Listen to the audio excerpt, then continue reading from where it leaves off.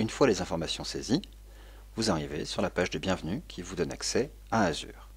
Je vous recommande tout de suite d'aller dans les fonctionnalités préliminaires et si jamais les machines virtuelles ne sont pas encore activées, de cliquer sur le bouton d'essai de façon à y avoir accès.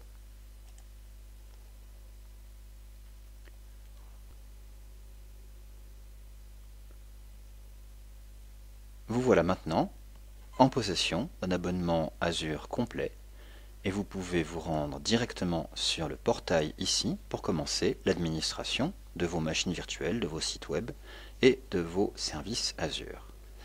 Je vous conseille d'utiliser le portail en preview, qui est celui qui sera définitif dans quelques temps, car il regroupe la majorité des fonctions dont vous aurez besoin.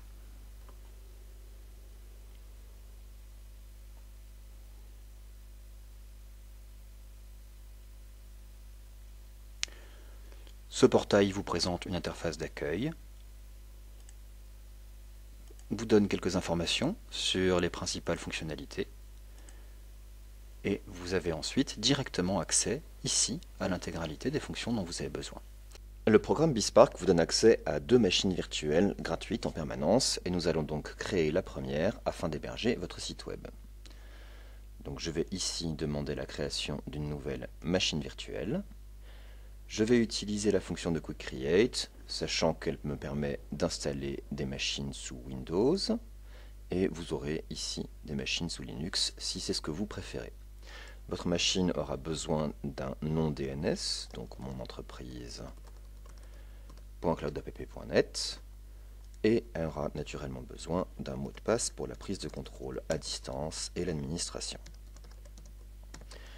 Reste ici à déterminer 2 choses importantes. La première qui est la zone, donc je vous conseille en général l'Europe du Nord, et la deuxième qui est la taille de la machine. Donc les machines qu'on utilise le plus fréquemment sont des machines small ou medium. Les extra small sont plutôt destinées aux tests et votre abonnement comporte 2 machines small, donc c'est la taille que je vous recommande pour commencer. Une fois que cette partie est terminée, vous avez dans quelques minutes l'accès à votre nouveau serveur et nous allons voir comment installer dessus notre application web et rediriger notre nom de domaine classique vers cette nouvelle machine.